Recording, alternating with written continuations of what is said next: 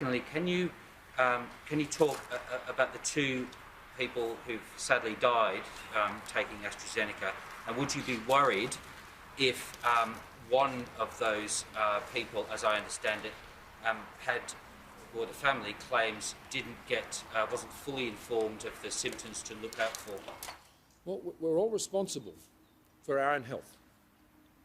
And when it comes to informed consent and giving consent to whatever treatment or procedure you may have or I may have, then I'm ultimately responsible for what people do in their health treatment to me.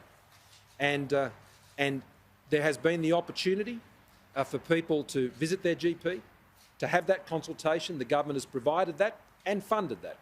And the informed consent process provides the decision to the individual. That's the sort of country we live in. People make their own decisions about their own health and their own bodies.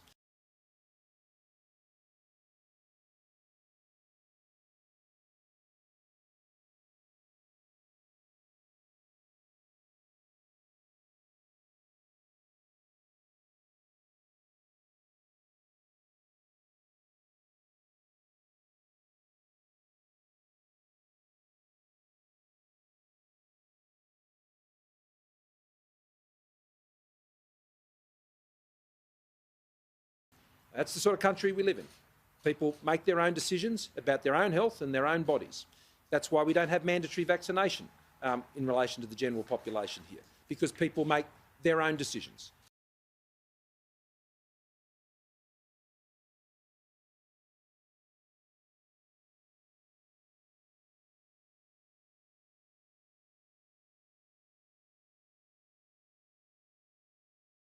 We encourage people to make those decisions. We make as much information available to them as possible.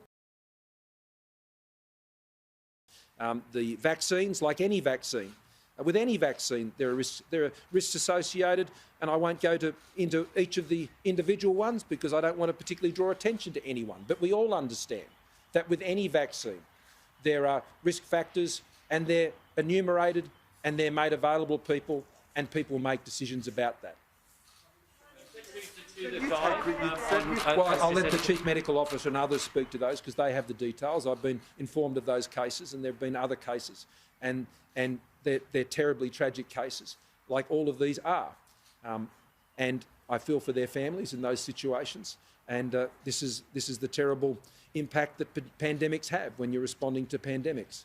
But I do know that if vaccination rates, as we see, particularly for those who are older, are not where we want them to be, then people's lives are at risk.